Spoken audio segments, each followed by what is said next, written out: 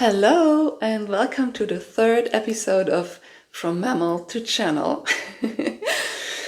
And for me that really means that coming from the mammal state, from a state of being under strong ego influence and having quite a big tolerance for suffering, to moving into a state of freedom, really freedom, being free of ego and instead being in the heart and allowing the heart to lead and discovering the true purpose and meaning of life. And for me that is realizing my happiest version of myself. And by that, I don't mean that I'm grinning all day and laughing and being like overly happy and celebrating. I mean, with happiness, I really mean a much deeper state, a state of feeling content and joyful and peaceful and satisfied with myself, with life, and seeing the magic and the miracles in the small things in life and appreciating what I have and where I am and myself. And so it also means the journey from mammal to channel also means that moving from a lack of self-love to complete self-love. And I absolutely don't mean that in a way of wanting to achieve perfection with that. Not at all. I still have my moments from time to time where something comes up. And, but the big difference is that in my mammal state, back then, that was my normal state of being. Like, when I look back, it was just so normal for me to feel off and unbalanced and to not feel that deep joy within, to not have that as my normal point of reference. And now it is when something comes up that distresses me, this emotional distress, it really is like a physical disease or physical pain. And yeah, I think for most people, when they have a physical pain, they don't ignore it. They probably take care immediately. They have a look at it and feel into it, and they decide if maybe they just need to rest, or maybe they have some kind of medication at home that they can take, or maybe they decide that they have to need a doctor, but they will do something about it. And oh, my voice today. And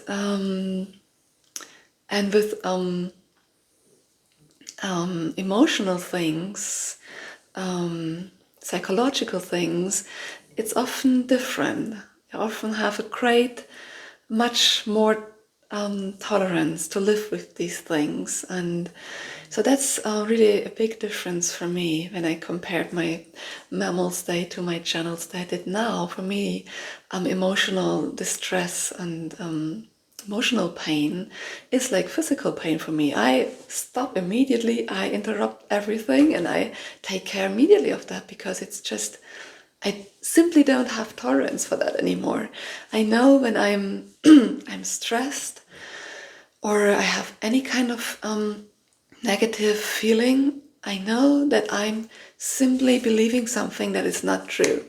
And that is something that I learned from this wonderful woman I already mentioned in the last episode, Byron Katie, and her process that is called The Work. And it's as simple as that. She says, when we feel something negative, it's just that we believe something that is not true. And then you go through that process where you question your own thoughts, and it always leads you back to your own truth, and it always makes the negative things disappear. Not in a way that you suppress them or ignore them or deny them, not at all. You really put them out there. You put them into words, you look at them, you feel into these beliefs, and then you simply allow yourself to connect to your truth. And so far, I haven't come across an exception to that. And I really believe there aren't any exceptions. And so, yes, for me, moving from that lower state of frequency of consciousness, where a lot of ego is involved, a lot of unconscious behavior, and moving into that state of higher consciousness, of a state of joy, really is about becoming aware of what is going on here within me. And so that are several things that I wanted to tell you about, and they are all interconnected. So one thing I also already mentioned in another, I think in the first episode, that I really believe that our body is a detector of truth. And that's very much connected to what Byron Katie is teaching, that our body always tells us when we are not in alignment with our true self, with our heart, with our soul, however you want to call it. And so it's a good thing. And I know a lot of people, including me, in an earlier stage in my life, are not used to being aware how we feel. And I know that because I've met with different people, I'm practicing the work, and part of that is really feeling inside and recognizing, oh, I'm angry, and how do I know that? How does that feel in my body? And I'm sad. How do I know that I'm sad? How do I feel it in my body? And there I realized that many people really don't know that, really don't have that kind of relationship with their feelings and with their body. And even if we do, there's always space for more. We can always improve that and become more sensible and more aware of that. And that is really an important point, becoming aware of that, recognizing that, and not judging it. There's a tendency when you first start doing these things, and maybe you want to call it starting your spiritual path, maybe you just want to call it self-discovery, but there's a tendency that you want to do these things in order to reduce the influence of ego and becoming aware when ego is there, and then there's a tendency to allow ego to jump in there, and ego can be so tricky, really, and then ego uses that against you, and you become aware of a negative feeling instead of just observing it and being proud of you that you actually are aware of that. Ego jumps in and tells you, oh, you should be better by now. Why do you even have that negative feeling? And so on. It can tell you a lot of different things, but that's the basic tone of that, judging you for that. And of course, that just, again, triggers negative feelings. So you can become aware of that as well. And yes, so when you practice that, and then you become better and better with that, and that is really such a big first step. If you're doing this, really celebrate yourself for that. That's really the most important first step, the willingness to become more aware of these things. And then and you can become better and better of that, and you become aware of your feelings, and become aware how you react to certain things, how you get triggered, and then what to do with that.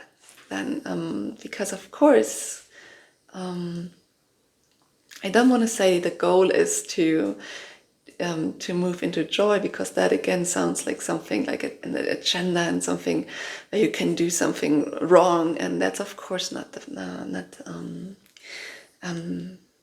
goal.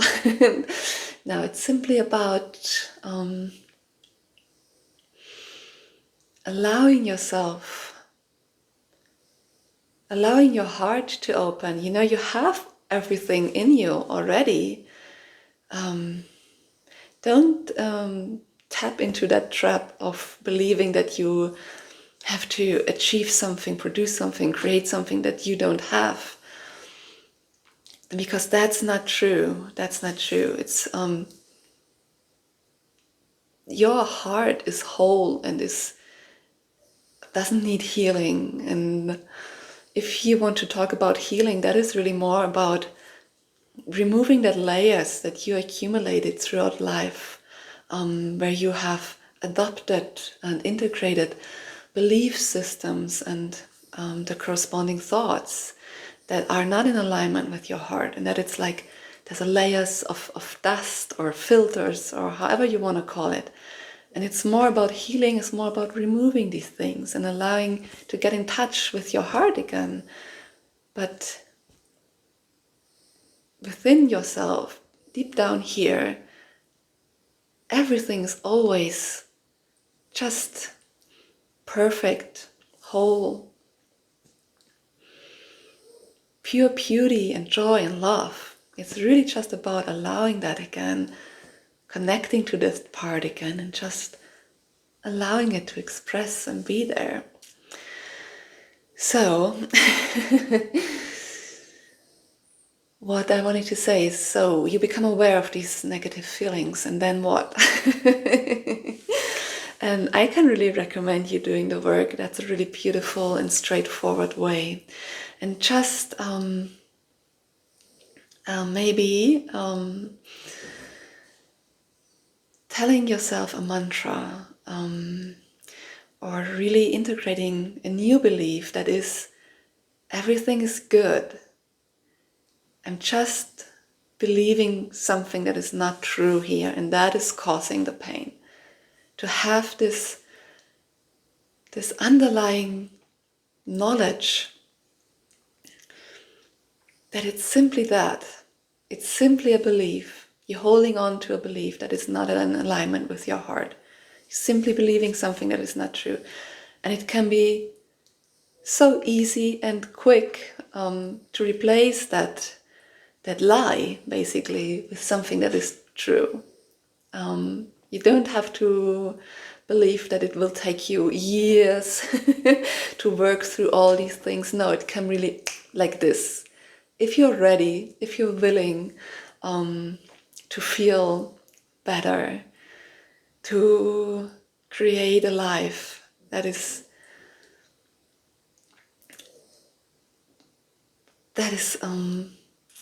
creating itself from a place of love and joy, if you're ready for this and you're willing to explore new things about you, to get to know yourself in a new way, then it can be so quick and easy. This can be really instantaneously happen, and that's really the beauty of this.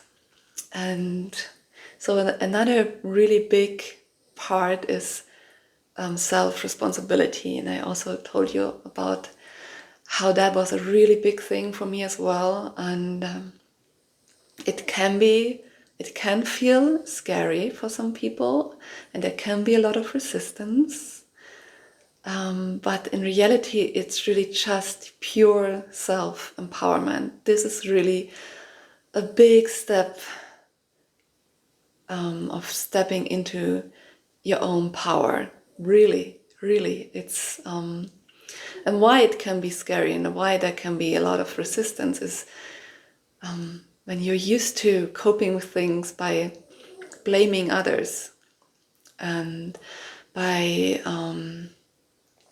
escaping into the victim role and really giving away your responsibility and saying, it's not my fault, I'm just a victim of that person or that circumstance, and I can change it. And it can feel good to some degree to say I'm not responsible, but it's also giving away your power 100%. And if you take that back, if you say, I am responsible for everything in my life, 100%, that also means nothing has control over you.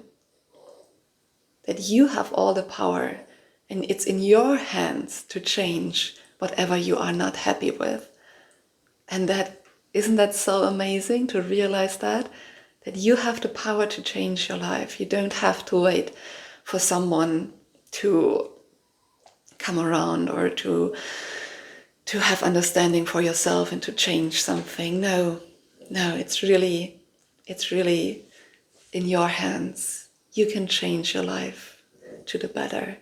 You can create the most beautiful, joyous, exciting, adventurous, loving life for yourself. You have that power. And it's all about that. Taking responsibility is all about that. It's not about blaming yourself. No. It's stepping into your power and realizing that. And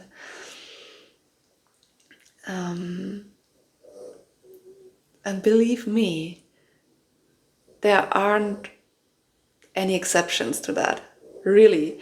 And the louder and the more you scream to yourself, your inner voice screams, no, but that person is like the worst person and he did that and this and that, and there's no way I can take the responsibility for that.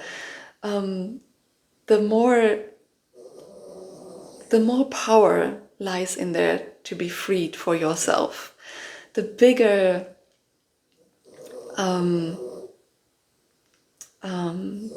the thing that you can gain from processing this is for yourself. Believe me, it happened to me that I thought, okay, now I have the exception. This is not about me. This is about probably my husband would be a good example. But it never is. And there's such a good saying. And it's so, so true. And it is when you point your finger on somebody or something, there are always 3 fingers pointing right back to you. And it's so good. Really, really integrate that in your thoughts. This picture, your finger pointing at somebody, and there are always 3, not only 1, but 3 fingers pointing back at you. And that is just, that's just so brilliant, because it's so true. It's so true. And so far, I haven't come across an exception for that rule. That is really a universal rule, and it is really so freeing. It is so, so, so freeing, because think about that. Really think about right now about an example where you would like to point your finger at somebody and feel into that, how powerless you feel there, how all these negative feelings coming up, and they are just there. And the thing is, your body doesn't make a difference if it's real or not. If it's the same reaction, rather that person stands there and yells at you and does whatever negative thing you can think about, you react in the same way, like as when you think about that. You go back into that situation over and over again, and your body reacts in the same way.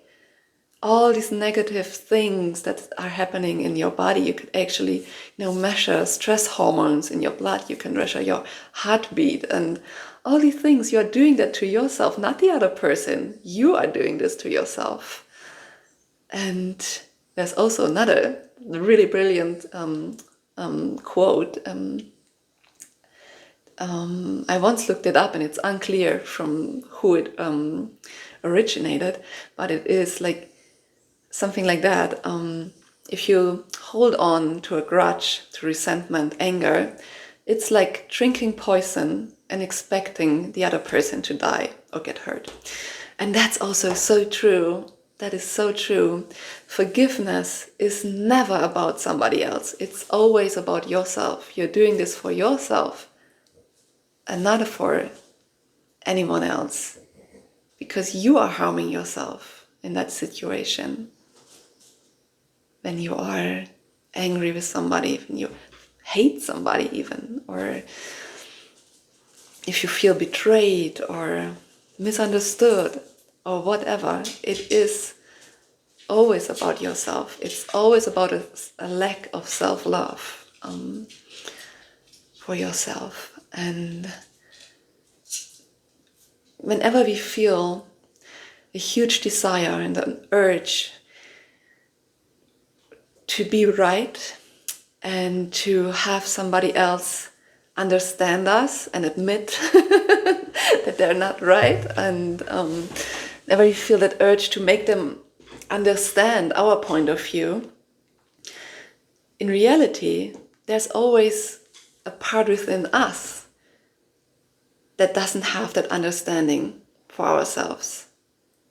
We want that love and that understanding from ourselves, and we are the only ones who can give that to ourselves.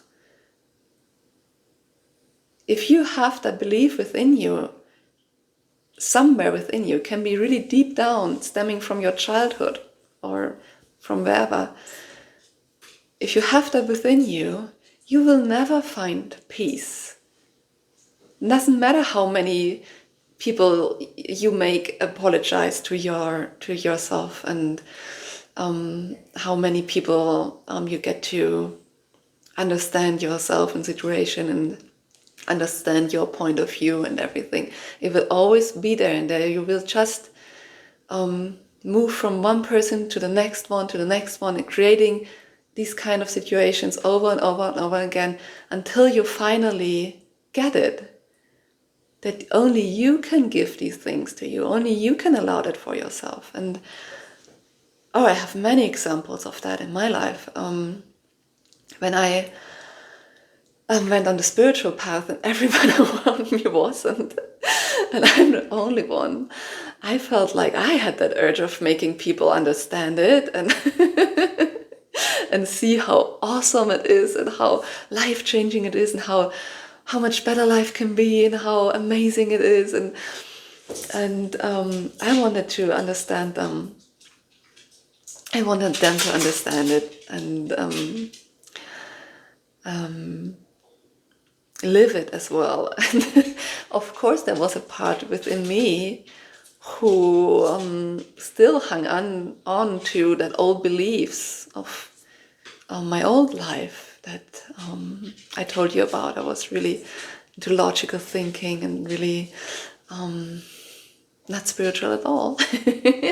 And there was a part within me, and that was represented by people from my old life, like former colleagues or people that I believe did not have an understanding for that spiritual side and would make fun of me. But they could only exist within me and my thoughts because there was a part within me that was still judging me. And when I got rid of that, these thoughts disappeared, and that pain and that urge. And that is only about self-love. That is loving yourself completely and without exceptions and without buts. But if I would be more like this or that, I could love myself more. No, to accept yourself completely as you are right now and love that. And love yourself unconditionally. That's really the key to happiness. Absolutely is. And I just have to pause. So I just needed a short break to put my thoughts in order.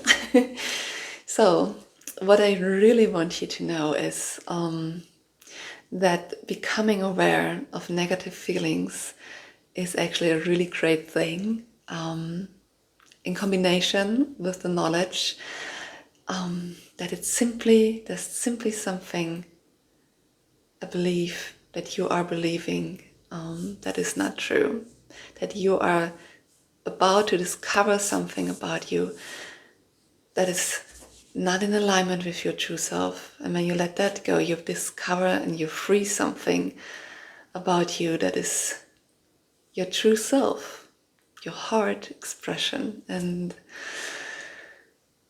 so becoming aware of a negative feeling is actually a really good thing, and it would be an absolute correct reaction to get excited, because you are about to, if you're willing to have a look at that and process that, then you're about to get to know your true self better, get to know, connect to your heart, and therefore to make your life a bit happier, a big bit maybe. And because these things, they are within us, and they are influencing the way we think, we act, how we behave, how we feel. And they often do that on an unconscious level. So it's a good thing when you become aware of that finally. I sometimes compare that with receiving a spam email. You have to open it and click on unsubscribe in order to get rid of it forever, to free yourself from it. If you just delete it or just don't read it, they will come again and again and again, right? So yes, I hope you can see how it is really so empowering to become aware of your negative feelings, to take on self-responsibility, to realize it's never about something or someone out there, something without you. It's always within you. It's always about yourself. And that's really, really, really so empowering, as you absolutely have the power to change what's here within your thoughts. It is really, sometimes it can feel that you are a victim to your thoughts, that they are just there and they are what they are. But no, you can actually choose your thoughts. You can actually get into a place where you're more an observer of your thoughts, and you become aware of having a thought, maybe about judging somebody or something, and you become aware of it, and you also become aware at the same moment how that feels, how that thought feels. Try it out. Replace it then with something, a positive statement, and see how it immediately changes. And I know how that sounds. That sounds a little like just denying or ignoring bad things and like wishful thinking, like you become aware of something bad and then you simply replace it with something positive. But if you're more practiced in questioning your own thoughts, you will come to a place where you simply immediately see, oh, that's not true, that's not in alignment with my own truth, and then you can simply choose a positive statement, and then it will be an expression of your deepest truth. It's not simply replacing ignoring something negative. But just for now, just for the practice of feeling into things, just do that. Maybe something really basic in general, like the weather when it's raining. Some people have the tendency to say it's bad weather, and like, and see how that feels. Telling yourself, oh, it's bad weather. It could be better, but it's not. It's bad. Something simple like that already has an effect on your body. You can really feel the difference there. And then replacing it and realizing, oh, well, the nature needs the water, needs the rain, and it's actually not bad weather, it's good weather. And just feel into that difference there. Something so simple and small already has an effect. And imagine how you go through your day and you accumulate all these little moments, and if they have all a negative tone, these little moments, they accumulate to an overall negative feeling, and that is your life then, right? This makes up one day and the next day and the next day and the week and the next week and the next week and the month, and months become a year, and you know what I mean. So you can really, really, really change your life by changing these little moments, by becoming present each moment and seeing and feeling, and just setting the intention of coming in alignment with your heart, with what feels good to you, and have a close look at these things that causes stress and negative feelings. And the thing is, when we are completely in alignment with our true selves, if we allow our heart to lead, if we don't have any limiting beliefs, if we just allow ourselves to be our true selves, and in that space you would not get triggered from the behavior of other people or from certain situations, because there's nothing within you, there's no pain and no belief that supports that trigger. You can only get triggered if you have a corresponding belief within yourself. If you don't have that, you would just observe that person. It's really like that. I've practiced this so much for myself that when I encounter somebody who's in a bad mood, it doesn't affect me at all. I don't make it about myself. I have compassion for that person because I remember very well that I used to live a life like that, where that was my normal state I was in. And I feel like I could continue on and on and on about that.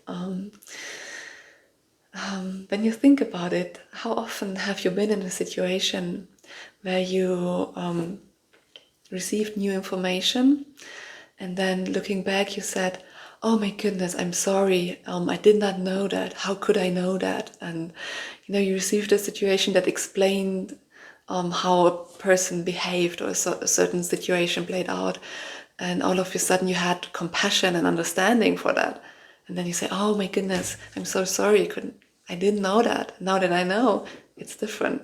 You see, that's actually the case in every situation with everyone where you get triggered in a negative way. There's always an explanation, and the explanation is always that person isn't 100% in alignment with their true self and their heart. See? We all really are the same. We all just want to be happy. We really just want to be in that state where we are in alignment with our heart and experience joy. Really, all of us want that. Whether we are aware of it or not, that is really what we want. And when we are not in that place, that is just because we have accumulated, integrated some beliefs about ourselves and the world, and not allowing us to experience that higher state of consciousness. That's all. That's all. We all always have our reasons why we behave in certain ways. And we can always, how do you say that, give a person the benefit of a doubt. That is actually a good thing to do, and really try that out, to have compassion with somebody. Imagine I always say, if somebody says to me, oh, that person is like that, person did an awful thing, they said this or that, and they reacted in that way, and they were really rude, and I then just say, can you imagine how hard life is if you are living it from that state of being? Let's take an example, instead of being grateful, somebody didn't say thank you and maybe even said something not nice. And do you know how it feels? How does it feel to you to be grateful? How does it feel to you when somebody does something really nice to you and you just enjoy it and you feel the love of that person and you feel that gratitude? And how does it feel to even express that gratitude to that person? Isn't that one of the most beautiful things? And imagine you don't have that. Imagine you are not able in that moment to experience that amount of love and joy and beauty. Imagine that. That's really hard. So can you see how you can actually have a lot of compassion with a person like that instead of reacting in a negative way? And I could do a whole new episode about that topic. Because of course that is, again, just about you in these situations. You want that person to react in a certain way and give you certain things that in the end you just want that from yourself. And I know this can be hard to understand without an example, but I feel like this episode is becoming too long. So I will do another episode about that topic. If that sounds confusing to you, I invite you to look for that other episode. And yes, so to summarize, you have all the power that is needed to change your life towards a happier version and to come into a channeled state, to be the channel. With that I mean to be in your heart, to allow love and joy to be there, and peace and adventure, whatever it is that gives you a warm feeling in your heart, and an excited feeling that lets your heart beat faster in a positive way. You have all the power you need, and it's just about realizing that it's all within you and that you have all the power. You can do that for yourself. That is the greatest gift you can give to yourself, and it's really that easy and quick. And ego is really always so ready to tell you it's complicated and it will take a lot of time and a lot of effort and it will be hard to do it, but that's not true at all. And how do you know it's not true? Because thinking that gives you a feeling of exhaustedness and sadness or whatever, and so you already know it's not true. And I'm definitely going to record an episode about applying the work. So you can learn to do that for yourself. But there's also that website from Byron Katie. It's www.thework.com. It's available in many languages, and the process is there. It's all free, and there are a lot of videos from Byron Katie on YouTube as well, where she demonstrates that process. I really recommend you that. And yeah, I have to stop myself right now. So I hope that was helpful, and I feel like it was maybe a little confusing and a little much and a lot of different things. But I hope you could pick something out of there and feel inspired and feel empowered. That when you feel that there could be more happiness in your life, that you can do that for yourself. You can find that happiness. Okay. Bye.